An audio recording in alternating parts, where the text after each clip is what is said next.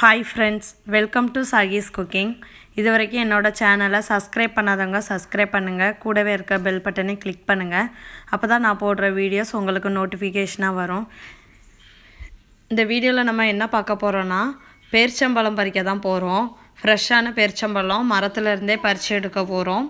இந்த டைமில் சீசனாக இருக்கும், பேரிச்சம்பழம் காய்ச்சி நல்லா பழுக்கிற ஸ்டேஜ் இந்த டைம். அதனால் இப்போவே நம்ம பறித்து வச்சிட்டோம்னாக்கி ரொம்ப நாள் ஸ்டோர் பண்ணி வச்சுக்கிட்டோன்னா நமக்கு ரொம்ப நாள் யூஸ் ஆகும்.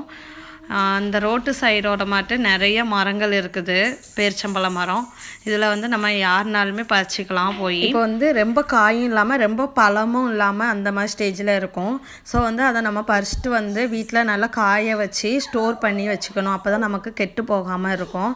அதோட வீடியோ நான் அப்புறமாட்டு உங்களுக்கு ஷேர் பண்ணிக்கிட்டுதேன். இந்த மாதிரி தான் ரோட்டு சைடோரம் நிறைய பேரிச்சம்பழ மரம்லாம் இருக்கும். இந்த மாதிரி ஒவ்வொரு மரத்துலேயுமே நிறைய காய்கள் கொத்து கொத்தாக காய்ச்சி இருக்கும். நம்ம நல்லா கட் பண்ணி எடுத்துகிட்டு வீட்டில் காய வச்சு எடுத்தோம்னாக்கி நமக்கு கெட்டு போகாமல் பேரிச்சம்பழம் கிடைக்கும். இதே மாதிரி உங்களுக்கு நிறைய வீடியோஸ் வேணால் என்னோடய கமெண்ட் பாக்ஸில் கமெண்ட் பண்ணுங்கள். நான் கண்டிப்பாக நிறைய வீடியோஸ் எடுத்து உங்களோட ஷேர் பண்ணிக்கிறேன்.